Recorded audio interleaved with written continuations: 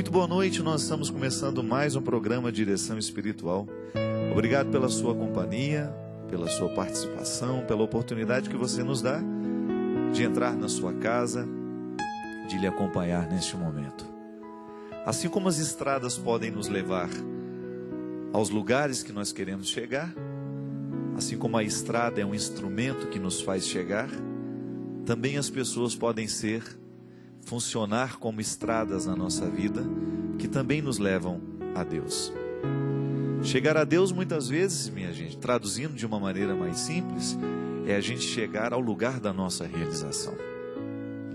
Eu me recordo que durante o meu mestrado em teologia, um dos maiores encantos que Deus provocou em mim através do estudo, foi justamente uma reflexão que chegou até o meu coração, através daquele que se transformou no teólogo da minha dissertação, André Torres Queiruga.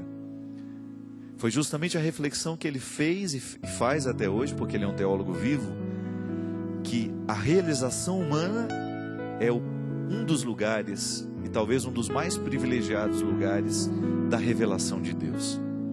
O que isso significa?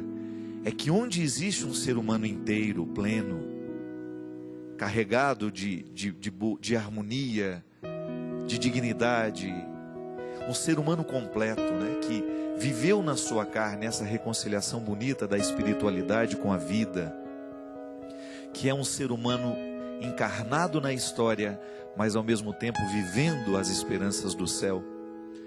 Um ser humano que sabe viver as duas dimensões bonitas da escatologia, aquela que nos coloca numa esperança futura, mas aquela que nos coloca também num trabalho diário na história, construindo este céu que já começa aqui nas pedras.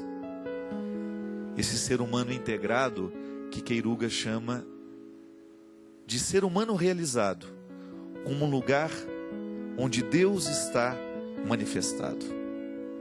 E é interessante a gente compreender isso, você descobrir isso na sua vida, que a sua realização humana é um lugar de manifestação de Deus, é uma epifania. Deus se manifesta na vida daquele que se realiza, na vida daquele que consegue encarar as dificuldades da vida e mesmo assim não se desespera e continua de pé. E aí a gente se reporta a essa história que nós já ouvimos desde criança, que é no Calvário que nós descobrimos o lugar, o significado do cristianismo, não como algo definitivo, mas como um lugar de passagem. Eu passo pelo Calvário, mas eu sei que o meu destino é a ressurreição. E a igreja, através de toda a liturgia que celebra, não é outra coisa senão a atualização do Calvário, mas não como lugar definitivo, mas como uma passagem.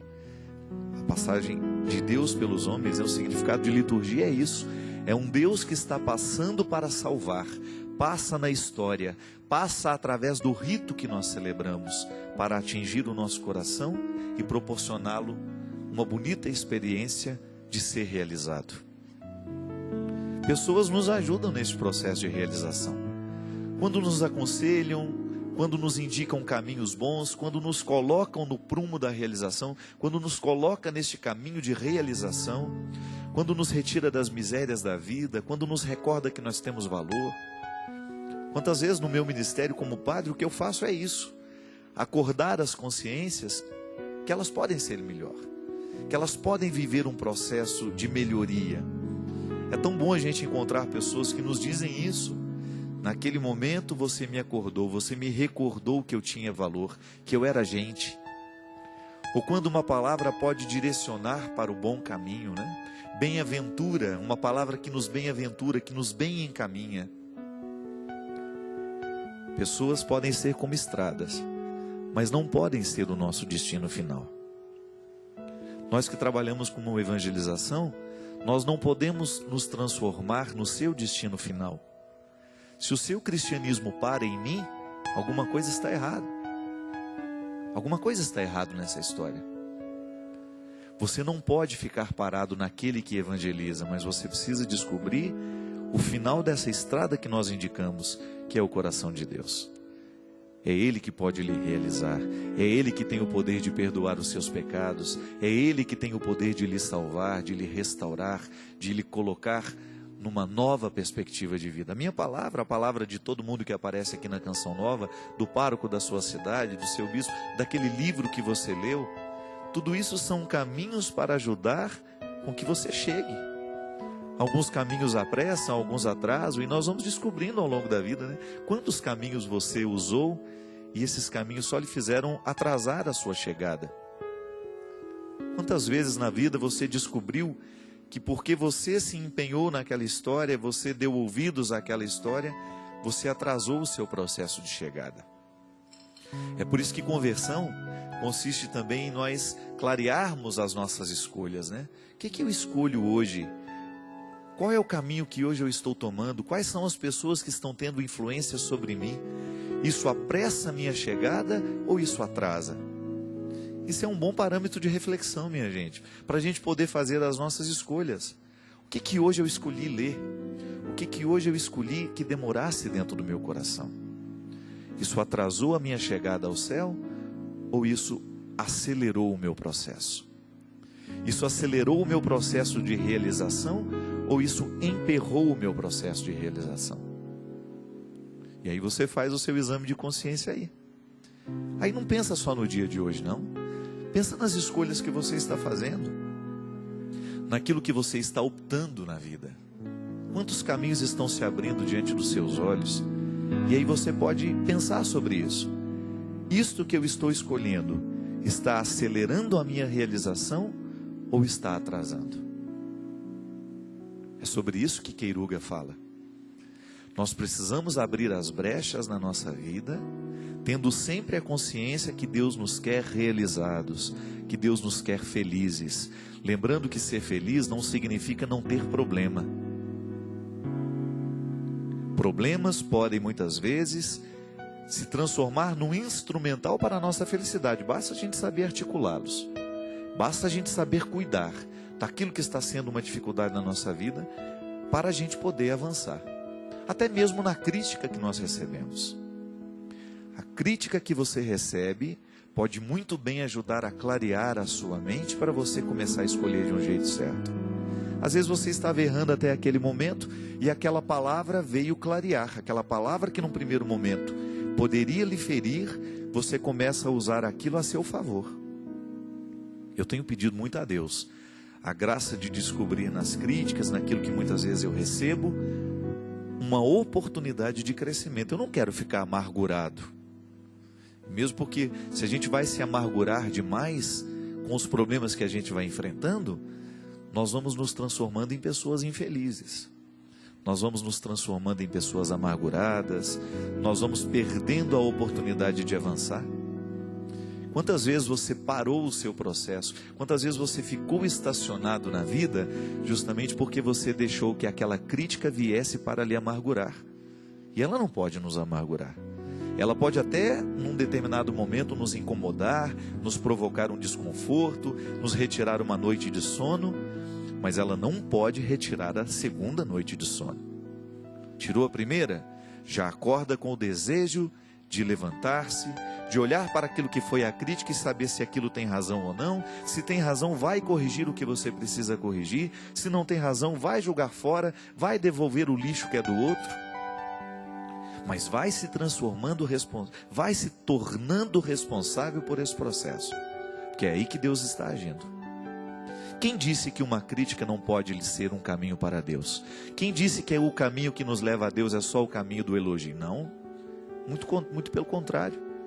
O caminho do amor é sempre o caminho que nos leva diretamente a Deus. É claro que se você recebe uma crítica de alguém que lhe ama, esse caminho é direto para Deus. Se você recebe uma crítica que é de alguém que lhe odeia, cuidado, pode ser uma cilada. Mas você também pode usar dessa crítica como um instrumental positivo para você chegar ao lugar que Deus quer de você. Não desista disso. Você pode desistir de muita coisa na vida, mas não desista do plano que Deus tem para você. Deus não lhe projetou para a infelicidade, Deus não lhe projetou para a irrealização, Deus não lhe projetou para o insucesso, para o fracasso. Deus nos projeta como um pai que ama. Você que é pai, você que é mãe, Você jamais iria projetar um filho para ser um fracassado. Só que você também orienta, pede, diz tudo ao seu filho para que ele possa chegar a ser um filho realizado. À medida em que ele vai errando, você não vai desistir do seu filho, mas você vai fazer de tudo para que a sua palavra reoriente o seu filho para aquilo para o qual ele foi concebido. O sucesso, a realização, a felicidade. A mesma coisa acontece conosco, minha gente. Não são poucas as vezes que nós nos desviamos do caminho, em que a gente pega o caminho errado, mas Deus está ali como um pai que ama para reorientar, para ajudar a redescobrir o lugar certo. E para isso não tem idade, não.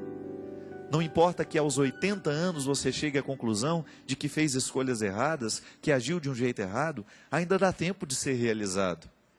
A qualidade da nossa realização não depende do tempo em que a gente viveu realizado, não. Mas depende da oportunidade que a gente descobre de ser um homem realizado, de ser uma mulher realizada. Busque isso. Não importa quantos anos você tenha, o que importa é que você não desista. É que você não perca de vista esta realização que Deus tem para todos nós. É projeto.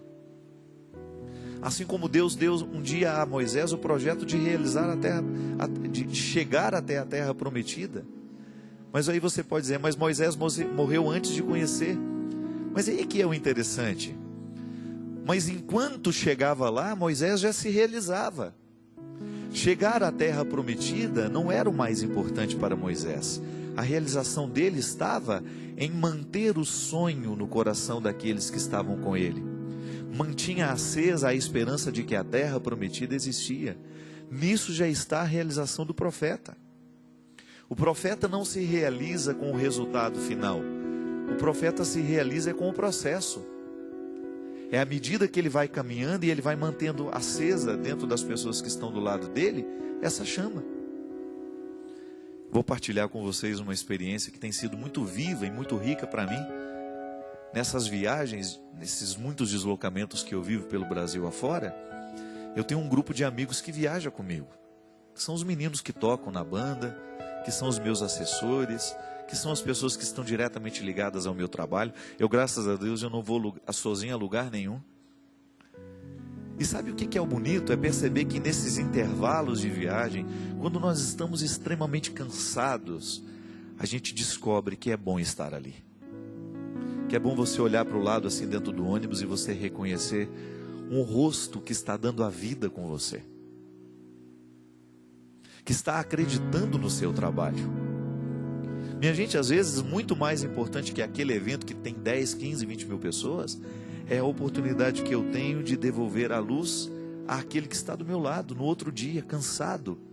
Porque foi difícil, porque fomos dormir tarde, tivemos que levantar muito cedo. Mas nesses intervalos de vida, de missão, a gente percebe que a nossa missão não para. Então eu posso ser para eles ali um instrumental de fazer continuar acreditando que a terra prometida existe.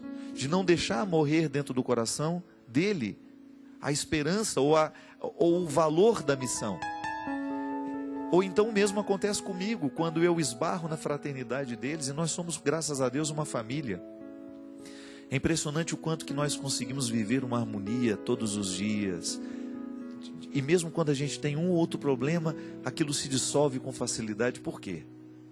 Porque nós estamos conscientes de que a nossa missão não é só naquele palco que nos espera. Antes de chegar lá, há uma fraternidade a ser vivida. E nós só estaremos felizes no palco à medida em que a gente soube viver o cristianismo nas nossas viagens, nos nossos deslocamentos, no momento em que a gente espera a mala, no momento em que a gente espera a refeição, no momento em que a gente está dentro do ônibus, dentro do avião. É o processo. Aí na sua casa é a mesma coisa, dentro do seu trabalho é a mesma coisa. Você descobre que você pode ser uma estrada para o outro, para fazer o outro chegar ao lugar que ele precisa chegar.